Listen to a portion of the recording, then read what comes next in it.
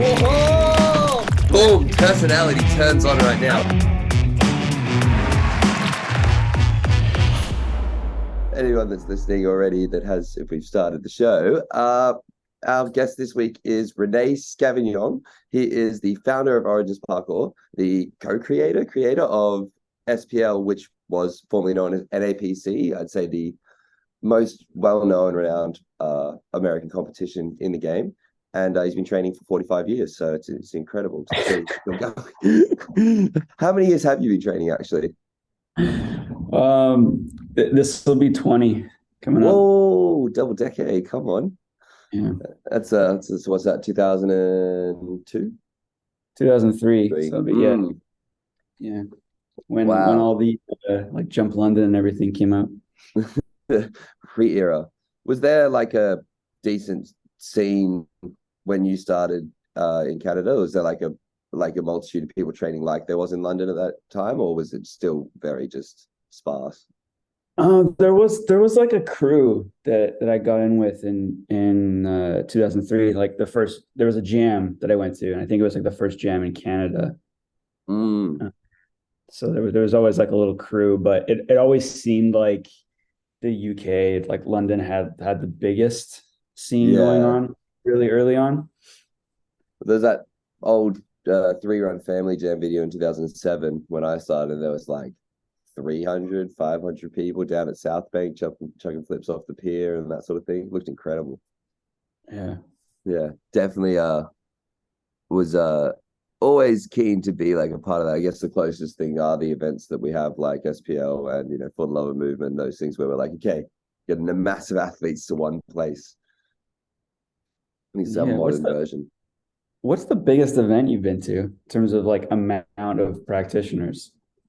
I think it'd have to be a toss up between For the Love of Movement. Some of the summer ones there would have 300 to 500 people, which was like a lot and everyone was actively training, so it felt busy. And then also when I was in Matera for Art of Motion 2019, I remember that being like there was again over 200, 300 athletes on the island actively there to like participate in training and be there for the event.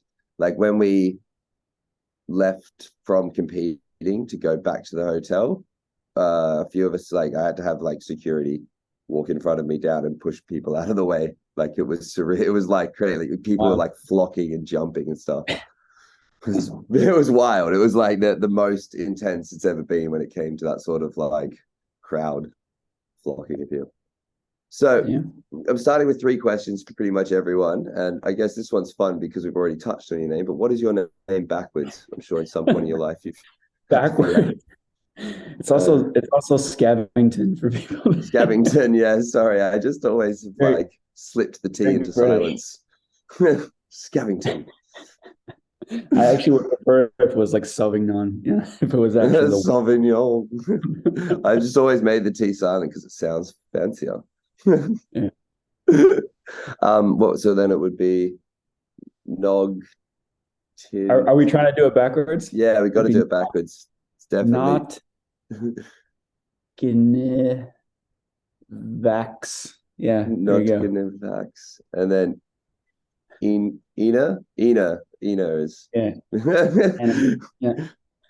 That's a tough one. It's probably one of the trickier ones we've had to figure out.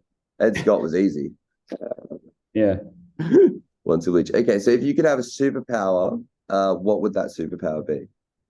Man, just to be able to do this forever without taking damage, So like almost like an immortality style of or like the like the Wolverine, like instant healing. Yeah. Thing.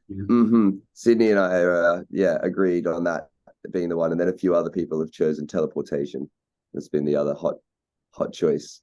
I'm waiting for someone with like super speed or someone who's like, I can just want to grow my fingernails forever. Like really, really obtuse.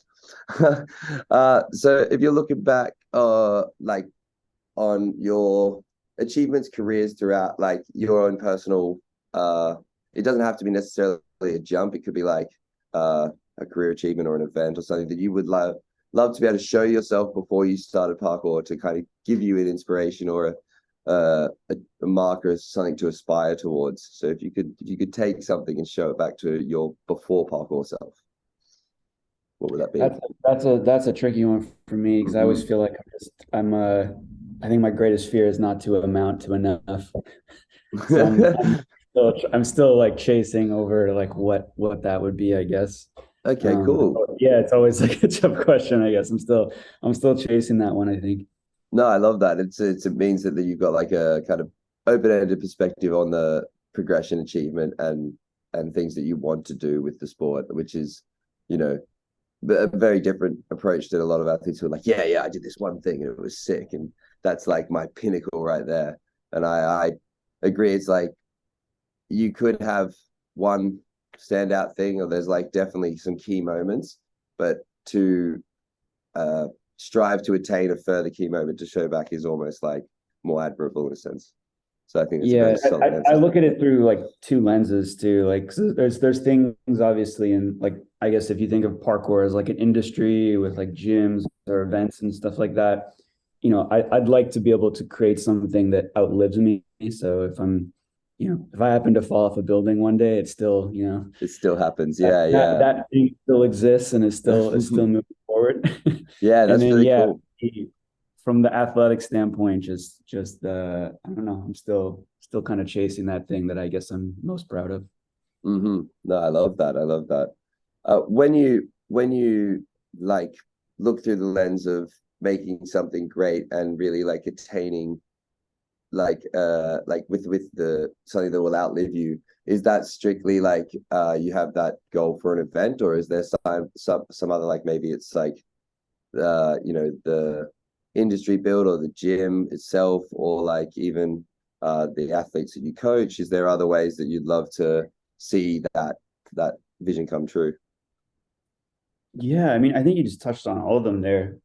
As Mm-hmm. far as like SPL and competitions go, I'd like to, leave this life knowing that a mark has been made and that whatever I started continues going.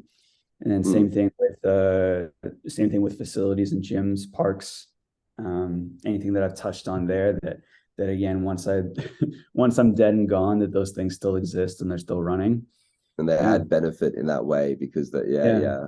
No, I really like that perspective on it, and that kind of goal oriented mindset around it, because it's a very different uh kind of outlook than we've seen from some of the younger athletes and that sort of thing. So it's really cool to hear. If Because I'm you, old. but it's also like a mature, thought out answer. It's really easy to like answer that one as something that's really off the cuff. Like, as I said, like, oh, I did the front flip onto the pole in the over the wharf, like that sort of thing. It's very easy to give it that kind of singular mindset, but you gave it a Yeah. very cool, broad, and thought out depth to it. So I like that. Do If you you were gonna, usually have to pull in?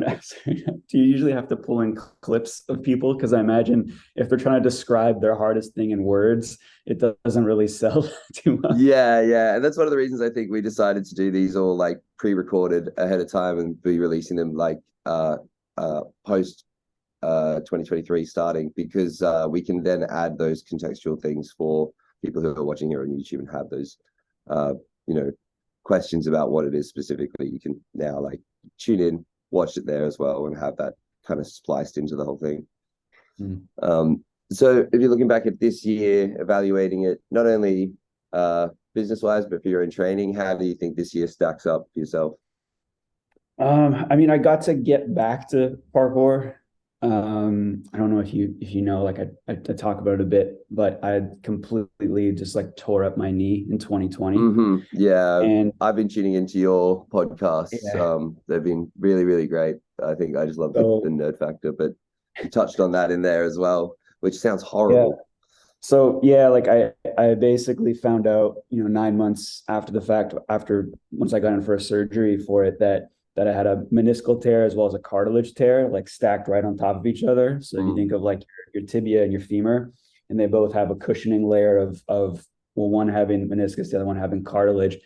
I got basically like a hole in both of those that they had to Oh. cut out. And then they patched one with a procedure called a microfracture, which takes a long time. So it basically creates a clot where there was like a missing piece of cartilage, and that takes a while to firm up. So right now I have a knee that can do everything. Like I can jump, I can land, I can take impact, and I haven't had a moment in the recovery this year that I haven't taken a drop or something and been like, oh God, but it did take its sweet time to get to a point. And then there's like the mental comeback on top of that. So it's been kind of rough because it's a rough like ego thing where, you think about the things you used to be able to do, and then you're out training with people, and it sucks to be the guy that's like constantly reminding people like, oh, I used to be able to do that, but I can't now, or or I'm trying to get back into it. I But definitely it's been a good year getting back here. Yeah, hearing that from you is quite interesting, because I feel like not only myself, but Ed, we talked to in a previous episode, has been going through kind of that rebuild stage, and the confidence knocked from just having like something that is an unknown, like that could potentially give out at any time. It really shakes the whole system. Was there anything you implemented like with your training strategically to kind of build that confidence back up? I mean, it's somewhat familiar territory because I also had an Achilles tear when I was 29. So that was a fairly easy comeback though, because it was like this linear recovery where it was just like wait for the repair phase to finish, and then it was just like gradually add more and more and more. The mental being the last part. But it's just what I've been doing. Like I've always strength trained. I've always been more like a risk averse practitioner, I think, in a lot of ways, particularly compared to yourself. So it hasn't been like too different coming back. It's just that I'm kind of in this situation now where I haven't really looked. I always kind of imagined being this like preserved, like 50-plus-year-old guy that was like ultra fit and still doing parkour. And now that sort of image is kind of escaping me because I've just trained hard for it does wear and tear. Like it's unavoidable. I think that's something that I used to personally be more standoffish about until I kind of started getting a little bit older and realizing, the pace does abruptly slow down, like being super observational of your body as you would be. I'm sure like each couple of years you feel just the slight difference in what's happening with your body. Is there anything that like you think has been positive in those like formative years for the last like say 6 years or so? I don't know. I guess like if I get through all of this, like I said, when I'm dead and gone, and if I've like inspired anyone with what I've been able to do, because I'm not like I got into parkour early and I sucked right away. I started. I've never been like the top dog, even in my small pond out here, right? So it's like I know that there's not much I can achieve, but I'm always trying to, and I'm competitive with everybody. Like I don't really follow this like I don't really follow this like be your best self. I'm always competing with everybody. I'm always looking at other people, and I'm like I want to be able to. It's good to know that you can own that and be because if you find that's something that's like lingering and you're unaware of, that can be disconcerting, and it can be something that leaves you insecure. But then if you empower that, and one, being really aware, like you said, of yourself and your limitations, and then two, being like, no, I still want to stack up, so I'm still gonna. It's gonna give you drive to be your best, and I think it's a healthy awareness to have that you are like a little bit more competitive. And I think some of the younger athletes who are that way, but because of the, as you said, the moral standpoint of parkour and being non-competitive, they don't let themselves into that as much. And I think it's nice to hear that you can be so open like that, because it doesn't change if you want to see the best for the other people. It just means you're hungry to be as good as them, right? Yeah, no, I think it helps push forward. I think if people say that all the time, they're trying to be their best self, but I think if you're doing that, then you're kind of settling. It's like I just want to be best, period. I want to be the greatest, and then just leave it ambiguous like that, and that leaves you with an attainable structure. If you were looking back again at the year, did you have a favorite month or a little period of time that stands out as like a progression marker, or like just a highlight? Of course, you've got the the every Yeah, every SPL is like a big woo, but any particular month that is yeah, we strong had for you. SPL one in August was really cool. For me, like personally, in terms of like practicing parkour, was not the best month. It wasn't until like after and pretty much like October when I Mm-hmm. really felt like I was able to hit challenges again and like really started to feel like myself because it Nice. was a long recovery to get to that point. And then the weather just got shit. and Winter. yeah, winter hit here, and plus, through that process, like just other parts of my body, like I got jumper's knee on the other knee I've had to kind of like dial it back again. Mm-hmm. But October was a good month. October was a good month where I was just able to get out and actually like tick off like some challenges that I wanted to do and things. So Love so that. Love that that. was a great month for me. And looking forward for 2023, physical goals, other goals. I mean, you guys just announced SPL 2, Mhm. so that's Yeah. a huge deal now because it's like really become, in my mind, one of the standout events of the year, competitively speaking. We spoke about in previous podcasts about like how it's probably the gold standard for the judging system that we have right now, and you guys are still shifting it. So yeah, what's the goals for next year with all of that? Yeah, I mean, we really set ourselves up this time with a lot of time to plan ahead. I think our downfall in the past has been we're just we're a couple of dudes and we're trying to do the best thing, and and we also have other stuff we have to do throughout the year. So we are always just kind of getting down to the wire for stuff. And when you do that, even if you have a checklist of things planned ahead, you end up leaving some things. And so a lot of the stuff that didn't quite go according to plan, even though we had our best show ever with SPL one, some things didn't Mm-hmm. quite go according to plan. That usually just comes down to that, oh, we just tried to do a lot at the end. And Mm-hmm. so having announced already the year before, having a lot of things in place, I think we will finally be able to actually check off all the things that we have Yeah, on the yeah. list and actually be able to have the smoothest run event. It was quite smooth, but there were still a lot of like, as you know, like being part of it as a judge, there were some things that were like, oh crap, we forgot this in the middle of it, or we Yeah. tried to add a wrinkle to it and weren't able to execute fully. So just looking Mm-hmm. forward to being able to actually execute to our Yeah. full potential this year. Yeah, I mean, you said in the podcast, so you feel like a big boy now because you've actually said that ahead of time, and we've seen that with like OMFG, the big gathering they're Yeah, doing in Norway in June yeah. next year. They've already set the dates. They've booked their list of athletes. Like, I think it's a really smart play for like getting solidarity and getting kind of a circuit going for events that people can travel to, even if they're not interlaced completely. Having that full on schedule for the year ahead of time. It definitely for someone like me who's planning to travel all year, it makes a big difference because then I can mark these things into the calendar now, and then you get all the people that are locked in for your event before they commit to anything else. So you have that kind of leg up in the race. So I think it's really smart to do. And you've got How much percent of the year do you feel like you're in Australia right now? so for the last 6 years, except for 2020, it's been 40%. So I do 6 to 7 months, maybe 8 overseas. This year I did 7, and Yeah. I finally am like, it's too much. I want to be home. I've hit that threshold of like I get to like 4 to 5 months of traveling, and I'm Mhm. finished with traveling. I'm like this. I want to go home.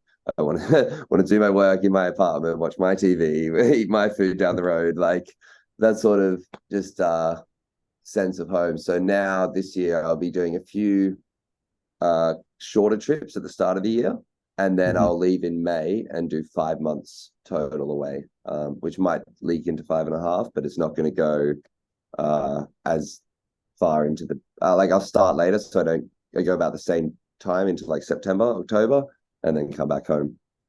Right on. Yeah, yeah. A bit more strategized as well. Like I actually have a calendar with all like the estimated countries and things like the events already marked in. So, and like I think we were drafted in on a week before the dates that you guys set. So like it's perfect for us to to come in for SPL as well. It's definitely So, on the list.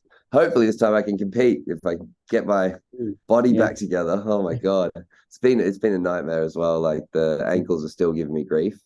I was kind of training and pushing and then just plateaued because I could do a certain amount of skills with the dead ankles, but I wasn't doing the rehab that was necessary. It's crazy how you can still adapt and do things. Yeah. With the knee stuff, like just if you're skilled enough, like your body can just find, like you can not be 100% whatsoever, but if you have a reason and your body can just like adapt and be able to perform, and it's Yeah. wild. It can kind of pick and choose skill sets. Like I can do diving fronts again, but I can't do like a 10-foot plyo. And that's absurd, right? Like it's because it can decelerate, but it can't like catch. So as long as I'm like in the right position and roll, which I've done enough practice of from diving fronts, can do that skill. That's fine. But it's not good for my ankles. Like it doesn't, it's just damaging them now instead of like recovering them. So I've had to take like a big step back with that. I think that's what we're talking about with like the injury progressions. But moving forward more with the SPL talk, like you guys have tweaked the judging system every year, and or not necessarily the judging system, but the course and the way it's laid out and stuff. What's the process every year? Do you guys kind of go back and watch the event and have meetings and evaluate? I know you guys have like focus groups and stuff like that. Do you want to explain more of that process? Yeah, so I feel like right now we're putting more work into it than ever before. Like it's getting quite a distract because I still have to like manage a gym on top of that, right? Which a lot of that is getting delegated now, and so it's opening up more of my time to do other things like SPL. But it's kind of crazy how many meetings a week, like just even quick ones, just to touch on things that we're having now for SPL, just to make sure that we have our shit together. But yeah, like I'm I think like we're our biggest critic. So like I mean I look back and I can run through like skill. I think our skill challenges at SPL1 were good. I think for me personally, I think we could have gone a little bit harder. We definitely want to land on this happy medium where it's weird to have a skill challenge at an event that no one completes or gets close to completing. You know? This outlandish that is it like conceivably impossible, except for that like one freak moment, which is not what you want for an event, as you said. Yeah. So we had this cool final round where like not all the athletes were able to complete all the challenges in the final round, but you did end up seeing a completion on each one. So like one athlete was able to make it through. So kind of like you have to be like top tier specialist in something to be able to hit one of those. And we saw that. And then in speed, I'm hypercritical of like every other speed competition, mainly the FIG ones. But I feel like we have the thing where we use a flag placement, and what flag placement does is it allows athletes to choose different sort of routes and be a little bit more creative. Which is parkour. You know, like we actually, if we're gonna do a speed comp, we don't just want to put like plain obstacles in front of people and have blocks. Be able to just have them all do the same thing. We want it to be a bit open. That gives the brain that power in the speed competitions in my mind. That's like as you said, it's always stood out, like having multiple routes and then you dictate which your body leans towards and which way is like strategic, and there's like all these different ways, and that's what like I really enjoy about your speed competitions is the diversity within the one course. Yeah, you got it. And I think the thing that we actually missed on in for SPL1 is there wasn't enough forced climbing in the courses, and so you can expect to see more of that in the next one. Like we've already been mapping out courses in the gym and how they're going to work, and that's all just with the flags. Like we'll put flags in a certain way. We think people are going to go this way, and then find a way to game it, right?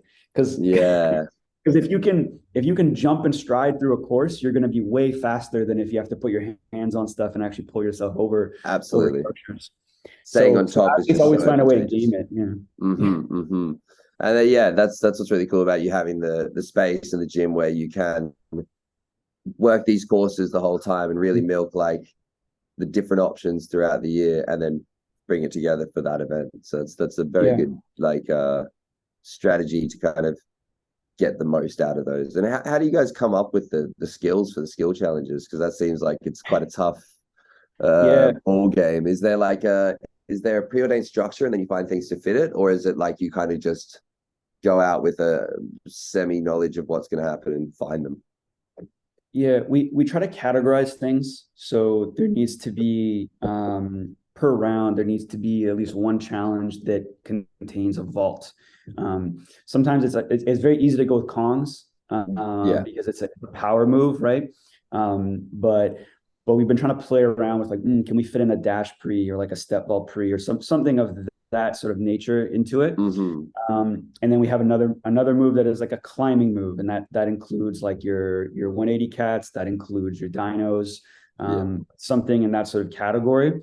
We'll have a jumping move, and that could be like a technical jump, so like a jump that's like hard to stick or has a weird access, or it could be a bigger sort of power jump or a drop. Like the rail pre we saw Tim do this year. That's your jumping one there. So that even had the lache kind of interlace. Yeah, and then we'll have another category as a swing, and so that could include an underbar, a toe shoot, a lache, and then we kind of have like this wild card category where it's like maybe we need to include like a mental component, so something that either like seems like sketchy to perform or it's over height, and so all those things get factored into each round, and so we're trying to tick off those 5 things in the community round, which is 9 separate challenges, in the timed round, which is 5 separate challenges, and then the final round, which is 3 separate challenges.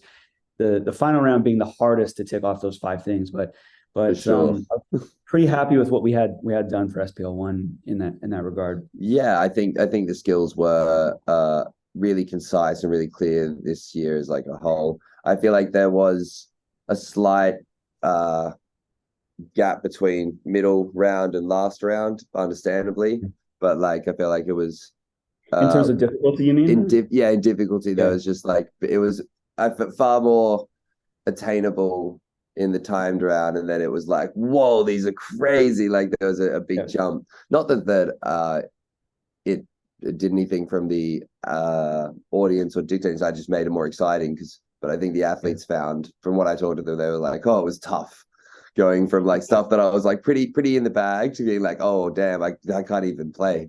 Yeah, that time round, it almost you say like, the play, the time round, I always look at, well, currently anyways, as like most of the challenges in the timed round I'll think of as like Tom and I will be like designing them, and we'll look at them and be like, could we do these? If you give us enough time, could we do these? And usually the answer is yes. But the difference is they only have 2 minutes. Yeah. So for example, there was like a rail stride challenge, which I actually did, but it took me damn near like 17 tries to hit it. You don't have that amount of tries in 2 minutes. So I would have went through the clock really quickly. Yeah. But I did feel like I did go into that round thinking like, this might be like a little bit too easy for like the caliber of of athletes, and but we look at that too. We look at our lineup. We look at our lineup and we're like, okay, is it challenging enough for these people to hit? And that goes with the women's category too. Like we'll look at the lineup of women we have competing, and we'll think, are they going to be able to hit these things? Because we don't want to put on a show where the challenges are too hard. No one can do anything. Or alternatively, you don't want to put on something where they all just find it too easy. Because like I found people like Rene have just, her level has progressed so much that it's hard to even like quantify, because she just blitzed everything because she's just leveled up so much. And I think it's going to always be a difficult thing to have a scalable challenge for both genders competing, because there is going to be these sudden progression markers and evolutions in the sport that are hard to account for in a formatted system. I mean, it's that's why I was so curious about like how everything is built and how you guys come up with it, because it is about like finding that pace and rhythm, and that's why I think the tweaking that you guys have done over the years is so crucial. And it's one of the actually important things too, if I can just mention, with things like FIG, trying to go, because when you become like an NSO, like a national sports organization, particularly like an old one like gymnastics, one of the biggest issues with it is they're not able to be nimble and change and adjust to what Mm, they're doing. And I think as much as that being the biggest criticism right now, like the world championships they had came out and a lot of people were like, yeah, oh, there's big this blowback doesn't this look the time. way I want it to look. Yeah. I think people are going to find that it's going to be very, very hard to change rules and things just because there's so many people has to go through. And so we're really like slowly building, and it's been already like 8 years. We're slowly building and taking our time because I think that's what's needed, particularly when, like, I think 8 years ago, a lot of people still didn't accept like parkour as being a competitive thing or being able to Yeah, have. yeah, there was that the blowback was coming from Yeah, competitions itself, like against anti-competitiveness. So yeah, yeah, it's, the landscape has changed, and with that, I think we're so young still. I was saying this to Callum recently that we don't have a perfect system that's universally accepted. It's never going to be perfect, but at least something that's universally accepted as like what we want to see competitively for the sport. Like that's one of the things that I think we touched on is that you guys have probably the closest to that framing, and it's still moving and it's still malleable. And I think we, as a sport, need to be patient in finding that. It's only going to come with time for finding how yeah. that organism works. Well, So you got to try things too. You got to try yeah, and you got to fail and then try. so And so it's as tough because we get hated on anytime we try something new and it doesn't work. yeah, it's but you got to be like willing to maybe do some wrong steps along the way, because that's how we learn as like a culture, as a sport, as a community, what is what we want and what isn't. If everything's just perfect, then we kind of just go out like own like woo, everyone's just doing this one like thing that's not the same cohesive unit. And that's what I like about your podcast and your take on things, is you guys are more critical than the average tracer. I feel like I'm like a fangirl for pretty much everything, and just like, oh, that was awesome, that was so good, without really giving it that depth. And so that's a like a really cool aspect. And I do like to hear you guys have uh it not negative, but like a critical opinion on something. It's good to hear. And I think some people can get butthurt about that sort of stuff, but it's never coming from a place of hate or dislike. It's simply opinion, like Yeah. subjective outlook stuff. You have the associated comps leading into SPL, right? There's like what are the ways you can So qualify into it and stuff? I'm like, I know ish, but not clearly. yeah, so our first stop is actually going to be at Hal 5 in Belgium, Hmm. and that's going to be February 25th and 26th. So that's Is that a the first European leg of this, of like SPL? Is first that been first done time before? we've ever been outside of North America to do a qualifier. Jeez, Yeah. come on, that's big, that's huge. Love that. Yeah. Um, So that's what time of year it's will kind that of be? it's kind of scary. Yeah, I'm sure. I'm sure. What time of year are you looking to start the whole like system? Yeah, so that's February 25th and 26th. Hmm. And then we're still kind of at this stage, because probably when this comes out, I don't even know if we'll have announced it yet. But we're doing one on like the eastern side of the US and then one on the western side of the US that will be like a couple months apart from each other. Yeah, East And then Coast, West the Coast. final again being SPL2 is going to happen in Vancouver at Origins once again. Boom. Yeah. See, that's again even like the closest thing now we have to a circuit. It's an opportunity for Yeah. athletes to go to these four competitions, and really, if you again, I think it's if you can qualify it the three prior events to SPL, and then if you don't qualify, you can continue to compete at those next events to try and qualify. Is that correct? Yep, yep. And Yeah. then we also have like an on-site. We might do an online this year in some respect because yeah, like we have to be. I think the on-site qualifier for anything, like whether it's Red Bull, whether it's like SPL, like that's the hardest thing because Oh, you're yeah. adding an extra day of work as an athlete And to whatever you have to do. often those are the most hungry because they haven't got their place in the competition yet, and they're throwing arguably harder things sometimes than they will in the event because they need to get in. Yeah, that's when people get hurt. Like we've seen the most gruesome stuff happen at on sites, including SPL1, which I don't think you're gonna find footage of anywhere, but you know what I'm talking about. Yeah. With Erickson tried to do like a down monkey that he hadn't prepped, and it I was like have an it. 8 foot gap, like going back, and he just like hit his feet to the wall and just freaking He suitcase on his head. basically tapped early for the flip because I have like the video if I were watching. You do? It's like Okay. yeah. I've got a clip of it. Because Is it he in one of goes your vlogs? I think it's in a Patreon video. Okay. Yeah, because I didn't want to publicize anything one too early, but two Hmm. also like I backlog the videos for my Patreon page so they get more insight and more like glitz and glamour. Yeah. But yeah, it's like with that down monkey, he if he kept the extension, he would have under rotated, but he wouldn't have landed on his head. But then this is such a natural thing to do is where you think the wall is, you kind of go for the flip already. And because he bent his legs up, it just meant that he ended up being like splotched into it and coming straight down. It's a tough one.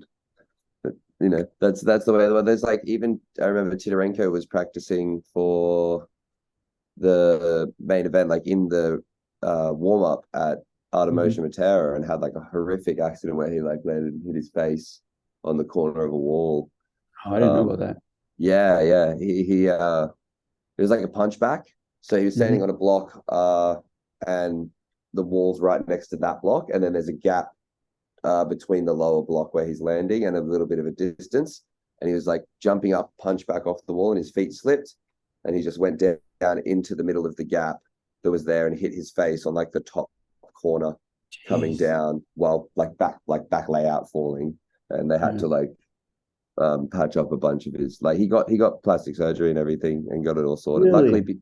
because it was at the event, and he's a Yeah. Redbull athlete. Luckily, they were fantastic and took care of him and made sure he was all okay. And like he was there like 3 days, 4 days later, came to the dinner and everyone. And yeah, he was like okay, but it's just one of those things like when you're in these events, those are inherent risks, and it's everyone could be slightly fatigued. Anyone could be. There's so many variables to worry about that it's hard to. You Yeah. always hope that everyone's going to be taking that into account when they're doing their lines and that sort of thing. Yeah, I mean, when we get to like the main events, I always feel quite like as a someone who's, organizing this and putting it together, Mm-hmm. it's like you feel responsible for anything that happens, right? Yeah. But whenever Yeah. we get into the main event, I usually feel quite safe because I know like Okay. it's like these are the best and they're aware of the, what they've gotten into. And I think because they're in the main event too, some of the stress goes down. Mm-hmm. Mm-hmm. Like they still want to perform their best, they still want to win, they still but Naturally. but some of that stress is I think has gone down because it's like it's their time, like they're here now, they're performing, Yeah. they're in front of everybody, right? So it's like the reward is already kind of partially there, whereas yeah, when it's a qualifier and it's kind of rushed because there's less practice time, and I think people are just trying to squeeze more out of themselves than there might be just to qualify, just to be in there with the best. Yeah. Yeah. So Yeah. it's I agree. definitely a riskier state. That's something I've definitely always found with on sites is that there's a little bit more of a send or a little bit more of an Yeah. incent, like a hunger, a drive to to push that spectrum to really stand out. Whereas once you're in the event, you're like, cool, I made it to Art of Motion, like I made Mm. it to SPL, I made it to Air Whip Challenge. Like once you're in, it's now I can do good stuff without having to prove myself, like in a certain regard. Mm. Uh, I and gotta I ask also you about you just said send. I gotta ask you about that. yeah Because you just said send, and I think like in the context when you say send for you when yeah you're practicing, is send more something that is categorized when you're a little unsure of what's going to happen? No, I think ascend in especially just like for the context of myself, Kadori, or like the people I train with quite regularly. Ascend is where it takes mental effort and more of like a push into the void. So ascend is like categorized as something that's attainable but very difficult for you. Like a level of commitment that you have to apply to it. So like I'm just trying to think of like a running splat. often is ascend, because the technical difficulty that goes into it and the like actual skill isn't to make that difficult, other than the physical threshold, but the mental capacity to push over the void and go, okay, I'm going to send this quite scary, quite difficult challenge. The push is kind of where the send sits in. I mean, anything with a big run up and a big dive generally feels like a send, but like 9 times out of 10 that I do a diving front flip, it's not a send because the movement's so controlled. You're more familiar. Yeah, but I never.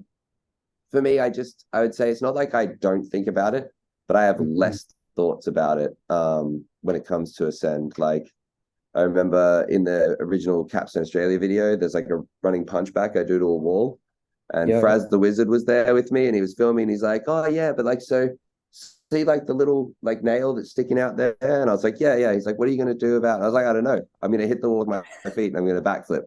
Like, if I hit this or that, I don't know. Or what I know is that I'm gonna jump. I'm going to hit my feet around that area, and I'm going to backflip. And there is no more details that, like, obviously there is slight things that you need to pay attention to, but those are the resounding messages. But that makes it ascend, because you're not thinking about the intricacies. You're like, okay, I need to nut up and punch that wall and do a backflip. And it's like okay, I'm going to be strong, and I'm going to send through that threshold. That's the best way I could probably. It is unlikely that you're going to have the cleanest outcome with ascend. Not necessarily. It's more that I would say it's more of a coin toss. Like, if you send something, there's a chance that the landing might be a bit uncontrolled or scatty, because you've pushed that threshold physically, and you're also pushing it mentally. So therefore, I don't know if you've experienced that, where you do something that's a little bit scary, so you do it a little bit wrong.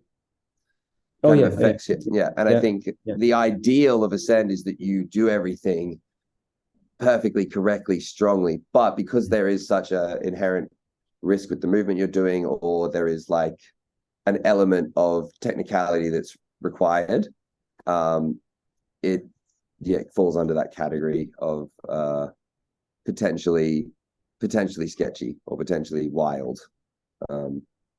Because I, like, for example, if we're looking at Justin Louis' piece from Capstone, which you guys touched on in your video, touched on quite a bit. He didn't because I was there with Justin for two of the 3 clips. I know Justin didn't want that to be his video part. He wasn't stoked coming out of that he was like, he wasn't like, "Oh yeah, I smashed it." He was like, "Oh, all my clips are fails. I'm not really happy about that, but I tried my hardest." Like, that was. What was the timeline? Was that like a weekend? Was that a week? Was that 2 weeks that he did? The Kong. So they were all about a week to 2 weeks apart. So 2 of them were done over a 2-week period, which he also did some other stuff that was in the B-side video and stuff that didn't quite hit the marker that he was looking for personally. And then the other one was, I think, 2 weeks later. So it's like week, 2 weeks, that one, when we were in Brighton together. But is there a consideration of, like, for him? I mean, some of them are like, it doesn't look like he'd want to try again, but does it ever come to that, or like? Yeah, so I think with the Kong one, it was just like, that was too wild. I don't want to try again. Like, I just like. And I mean, I'm the worst kind of person where I'm like, "Mate, that's your clip. Like, you don't need another clip." That to me was amazing, because he came out of it unscathed. Like, his right knee, one of his knees was sore, but he could still do like massive pliers and stuff for like a week. Like, he was fine. And I find that in itself almost more impressive than the actual send itself, or the actual like feat. It's like, for it to go that badly with the overshoot of the Kong, and for it to come out with him being completely fine retrospectively, that's amazing. That's something that is incredible, and is like pushing the levels of human ability. So that like, I do agree in a certain sense, like, where it was in the video felt like it was glorifying it more, but I don't think that was the intention behind it. It was just that they are so wild, and so entertaining to watch, that it kind of held its place in the video because of that. Yeah. I guess from my perspective, sometimes I'm just thinking like, oh, it was there's a bit of luck, you know, because myself and others have not survived, much Yeah. less, you know. And And so when you see like I've gone through that one, the when you're talking about like the Kong fly, I've gone through frame by frame and like just watched his body the hit like C shape. wall, crumples and stuff, and I'm like, dang, like sure, I totally believe it. You know, if he says like he's totally fine, like sure, like Like, people yeah, should yeah. be able to survive that, but people also shouldn't be able to survive that. And sometimes it's a weird, Mm, I don't know, man. Like sometimes you just have bad luck. Sometimes you have, I guess he had, you know, good luck. yeah. Yeah. Yeah, yeah. I mean, if you look at the first capstone video, he opened his shin up Yeah. horrifically trying something massive. Like, that's bad luck. You know, Yeah. there is those elements where it becomes, as you said, more with the send category we were talking about, it becomes more of a coin toss. There is an element of like, and I think with someone like Justin as well, because you see so much less of his training, and then when you see that, you think that's all he does. It's very easy to just be like, what you see as a consumer is what you have a perspective on. That makes a lot of sense. But it is a case of like, Justin's been a freak, like a one of those, you know, just absolutely ridiculously talented athletes for such a long time, and he has really applied himself to training for, you know, all close to 10 years now.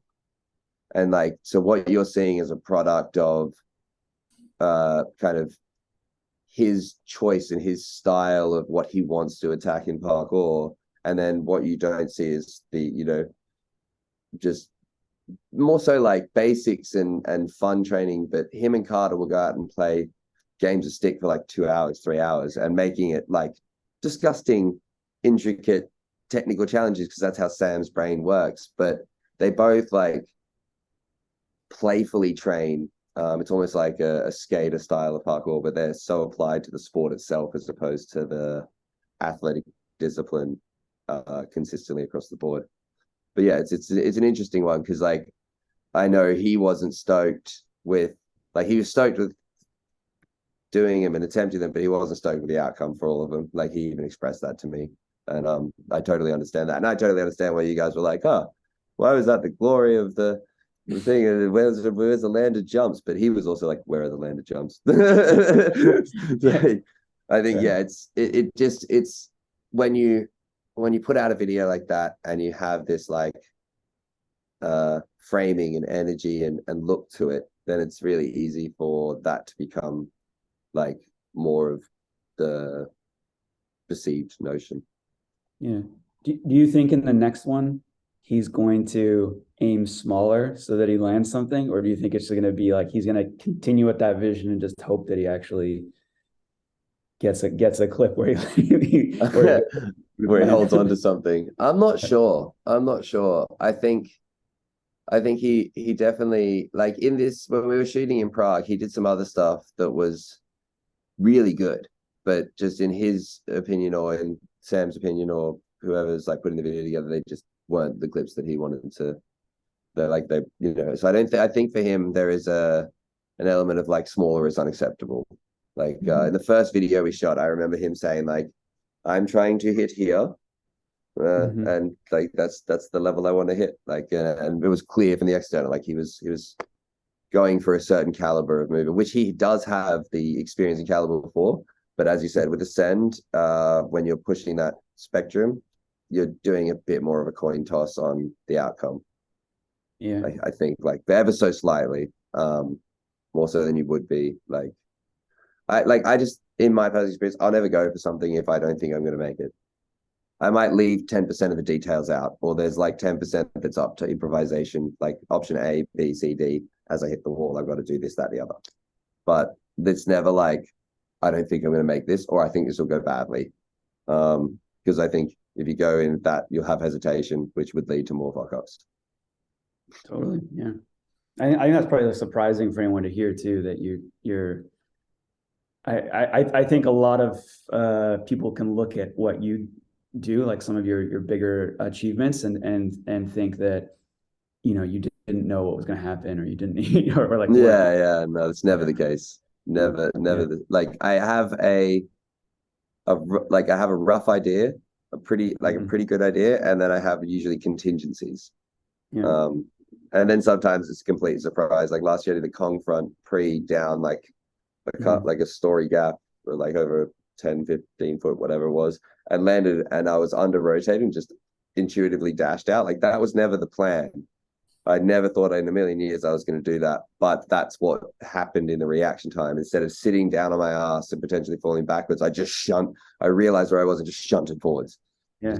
stroke the wall. So it's like there's like that's the 10% I'm talking about, where it's like, look, if it doesn't go perfect, you need to be able to have these options. If you're too rigid and too structured and something goes wrong, then it's very easy for that system to break down.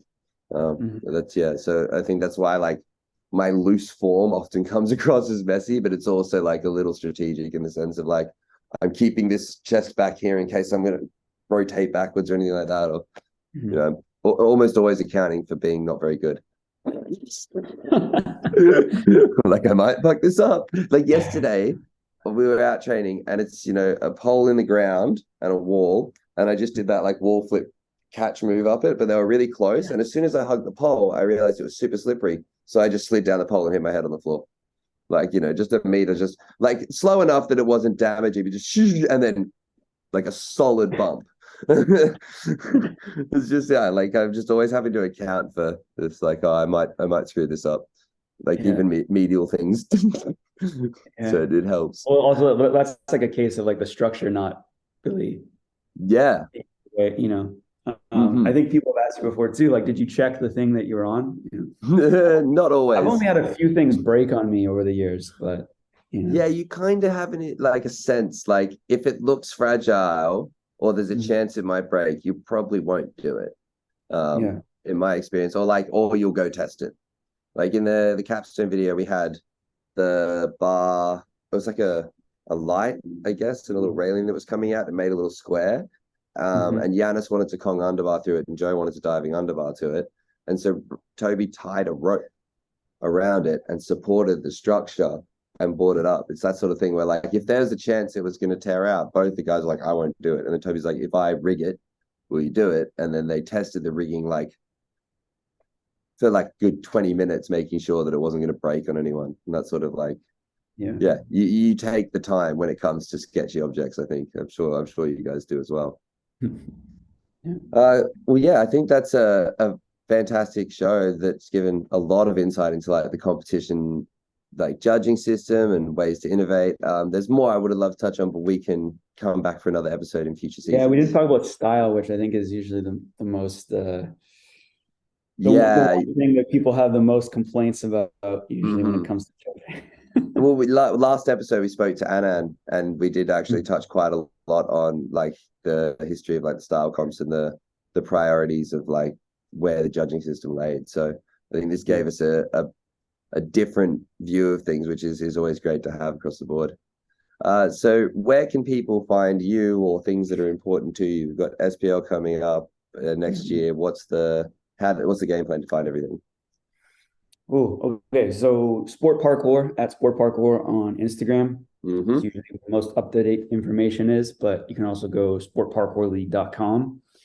You can check out other stuff from me at origins.pk, or you can also follow me at resorigins. Be much appreciated. Instagram, get those follows happening. I'm an avid listener of the Origins Parkour podcast. I'm a big fan of that. I would recommend anyone who's listening to this to head over to there.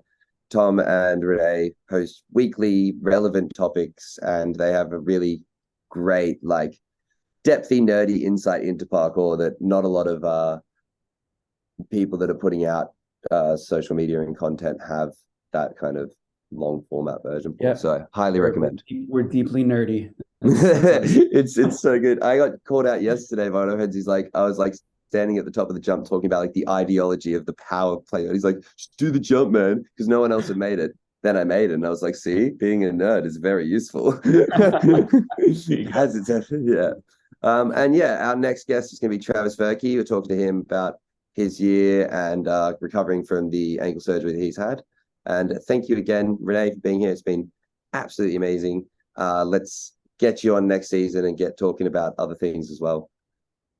All right. Speak soon. See you, everyone.